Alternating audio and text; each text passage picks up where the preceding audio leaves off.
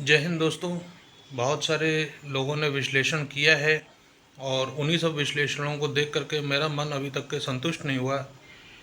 तो मैंने कोशिश की कि इसको ढूंढूं कि भाजपा की हार हार मतलब मेरा कहने का मतलब है कि भाजपा जीत तो गई है, सरकार बनाएगी, नरेंद्र मोदी जी हमारे प्रधानमंत्री तीसरी बार होंगे।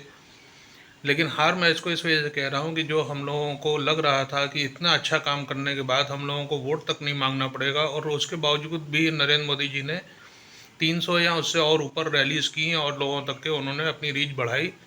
और रीच बढ़ाने का नतीजा ये हुआ कि बहुत सारी सीटों का नुकसान हो गया। तो मैं इसको जीत को भी जीत ना मानते हुए मैं इसको हार मानता हूँ। मैं अपनी हार मानता हूँ। अपनी हार क्यों मानता हूँ ये मैं आपको बताऊँगा। लेकिन जो जितने भी लोगों के विश्लेषण आए हैं उससे मुझे जो है संतुष्टि नहीं हो पा रही थी कि कुछ और पीछे इसके वजह है, क्योंकि सब लोगों ने अलग अलग दिए। आप लोग भी अगर थोड़ा सा भी मीडिया सेवी हैं, अगर आप लोगों को भी भाजपा से कुछ प्रेम है, तो आप लोगों ने भी ये विश्लेषण ज़रूर देखे होंगे। तो तो जो है मैं आपको उनके बारे में फिर से बताऊं कि योगी जी और अमित शाह के बीच में लफड़ा हो गया, या यहाँ पे टिकट सही नहीं दिए गए, या ये जातिवाद की वजह से हो गया। तो अगर आप ये सारे विश्लेषण एक के बाद एक रखते चले जाएंगे तो ये सब नकारा साबित होते चले जाएंगे, क्योंकि एक जगह जहाँ कोई विश्लेषक आपको बताएगा कि जाति की वजह से ये हुआ है, तो दूसरी जगह आप देखेंगे कि जाति की वजह से ही जीत भी मिली है। कोई कहेगा कैंडिडेट सिलेक्शन में गड़बड़ी हुई थी, तो कहीं और दूसरी जगह देखेंगे तो आप वही कैंडिडेट, जो गलत कैंडिडेट भी अगर कहा जा रहा था कि उन्होंने रखे, वहाँ पे भी जीत मिली थी। तो जितनी जितनी बातें विश्लेषण में आई हैं, ये सारे के सारे विश्लेषण मेरे मन को संतुष्टि नहीं दे पा रहे थे। तो इसके लिए मैंने जो है ट्विटर का जो है रुख किया, जन भावना को उसमें समझने की कोशिश की।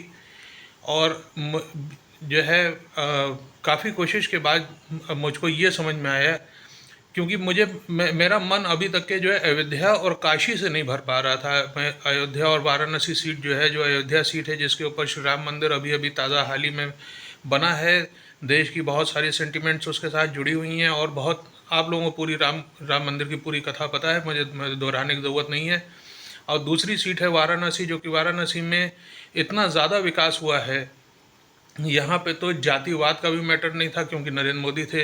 यहाँ पे तो कैंडिडेट का भी मैटर नहीं था कि खराब कैंडिडेट उतारा गया। यहाँ पे तो मतलब जितने भी विश्लेषण आपने देखे बड़े बड़े यूट्यूबर्स और बहुत बहुत बड़े बड़े मीडिया चैनल से, उसके उनके जो उनका जो निचोड़ निकल करके आ रहा था, वो निचोड़ ऐसा ज़बरदस्त नहीं निकल के आ रहा था जो मुझे कम से कम उसमें कुछ संतुष्टि मिल पाए। तो दोस्तों, इसी के ज़रिए मैंने जो है इसको ढूंढने की कोशिश की, बहुत सारे ट्वीट्स के ज़रिए मैंने समझने की कोशिश की कि अयोध्या और वाराणसी में जिसके अंदर 100% जो है जीत की उम्मीद थी, जिसके अंदर नरेंद्र मोदी जी को कम से कम 3 से 5 लाख वोटों से आगे होना चाहिए था, तो ये सब ऐसा क्यों हुआ कि पास विद डिस्टिंक्शन वाला बच्चा जस्ट पास मार्क्स लेकर के आ गया। तो ये एक बहुत बड़ी कुंठा है, बहुत बड़ी परेशानी है मेरे ही मन में। नहीं, जो मैंने कहा कि मेरी हार है, मेरी का मतलब है कि जो मेरी तरीके से निष्काम तौर से राष्ट्र हित के प्रति अपनी जिम्मेदारी निभाते हैं और समझते हैं कि इस समय हमारे पास भाजपा का विकल्प नहीं है, नरेंद्र मोदी का हमारे पास विकल्प नहीं है। तो ये मैं मेरी नहीं, उन सभी के बारे में बात बता रहा हूँ। खैर, तो इन दो चीज़ों में जो मैंने बहुत कोशिश की कि समझने की कि क्या वजह है, ये मुझे समझ में आया, जनता की मूर्खता। ये जनता की मूर्खता मैं आपको बेवजह नहीं बता रहा हूँ। यहाँ पर जो अभी तक समझ में आया है मुझको कि अयोध्या में राम मंदिर बनते वक्त ये हुआ कि बहुत सारे मकान तोड़े गए, बहुत सारे जो जिनकी दुकानें थीं वो रास्ते में जो पड़ रही थी वो तक के भी तोड़ी गई। और ऐसा नहीं कि सिर्फ कहा और तोड़ दी गई, उनकी जगह उसकी जगह पे उनको और नई जगह भी बसाया गया, उनको और उसका मुआवजा भी दिया गया। ये सब चीज़ें हुई कि बगैर किसी को परेशान किए राम जी के मंदिर की स्थापना हो। लेकिन ये एक जो मूर्खता है पब्लिक की कि मेरे घर से इन्होंने मुझको बेघर कर दिया।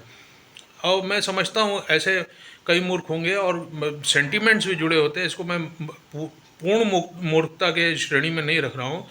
मेरे कहने का मतलब ये है कि जैसे आप कोई 50 साल से रह रहा है, दादा परदादा रह रहे थे, तो उसके अपने एक उस मकान के साथ एक सेंटिमेंट्स थे। तो वो सेंटिमेंट जैसे ही उसके जो है दुखे, तो वो उसके वो जो मैं बहुत सा आप भी जाएंगे ट्विटर के ऊपर तो बहुत सारा मिलेगा कि बहुत सारे लोग रोते हुए दिख रहे हैं कि मेरा मकान टूट गया, मेरा घर छिन गया, मेरी दुकान छिन गई। तो जो भी बड़ा काम किया जाता है उसके लिए कुछ ना कुछ तो करना ही पड़ता है।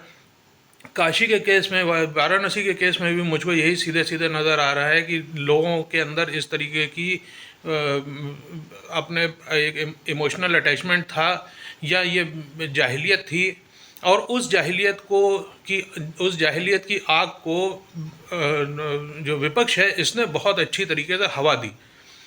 आप ये तो ऐसे लोग हैं जिन लोगों का अपना खुद का मकान है, जिनके अपने नाम से रजिस्ट्री है।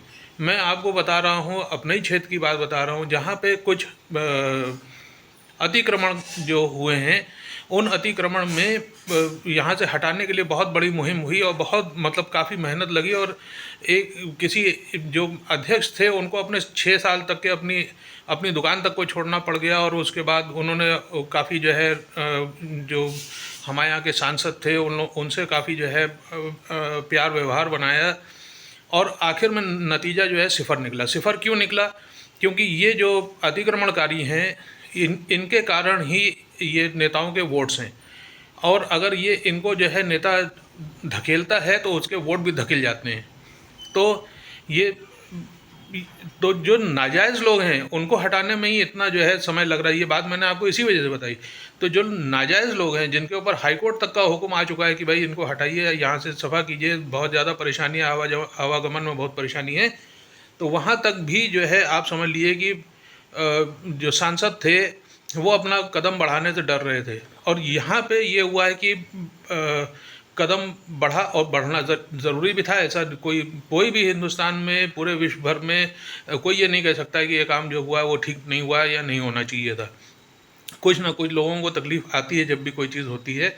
मेरा भी घर होगा, मुझे भी तकलीफ़ आएगी, मेरे भी अगर जो है कोई सेंटिमेंट जुड़े हुए हैं, तो मैं भी शायद मीडिया के सामने यही कहूँगा कि भाई मेरा बहुत नुकसान हो गया। लेकिन जो सामने सामने न्यूज़ मेरे को इसकी कारण समझ में आ रहा है अयोध्या का और वाराणसी का, वो यही है कि एक तो जो मूर्ख थे, और मूर्खता की ज्वाला को बहुत, ज्वाला क्या, अग्नि को बहुत बढ़िया से जो है उसको बढ़ाया गया, एक ज्वाला बना दी गई, और जिसके कारण ये जो है बहुत भारी भरकम नुकसान हुआ है। तो अब यहीं पे चैप्टर नहीं ख़त्म हो जाता। आप पूछेंगे इसका उपाय क्या है, तो मेरे पास भी भाई इसका देखिए कोई उपाय नहीं है। मुझे नहीं समझ में आ रहा है जनता चाह क्या रही है। भाई विकास भी सबको चाहिए, काम भी सबको चाहिए। अब आपके घर के अंदर बिजली की वायरिंग सही हो रही है और आप कहें नहीं हमको पंखा भी चाहिए, हमको एसी भी चाहिए, हमको कूलर भी चलता हुआ चाहिए, तो साहब ऐसा तो नहीं हो सकता है ना। तो ये जनता जो है वो चाहती भी सब कुछ है, और उसके बाद होने भी कुछ नहीं देना चाहती है। तो इसमें जो सरकार है, या ये मैं नहीं कहूँगा भाजपा की या किसी की भी सरकार होगी, उसमें अधिकारियों को ब्लेम किया जाए तो वो ज़्यादा बेहतर रहेगा, बजाय इसके कि इन्होंने ये काम करवा दिया। इस अधिकारी देखिए बदलते रहते हैं, इन लोगों के सेहत पर कोई असर नहीं पड़ता है, लेकिन जहाँ कोई पार्टी इस तरीके का फालतू का काम करती है उसके अंदर वो पार्टी के वोट्स के ऊपर बहुत बड़ा इफेक्ट डालता है, और जो कि हमें लग रहा है कि इस बार के पार्टी के ऊपर जो वोट्स के ऊपर असर आया है वो इसी के कारण ही आया है। आप भी अपनी राय दीजिएगा, बताइएगा, हो सकता है मेरे विश्लेषण में कुछ कमी हो, मेरे रीडिंग में कुछ कमी हो, तो फिर मैं आपकी बात को समझने की कोशिश करूँगा। जय हिंद।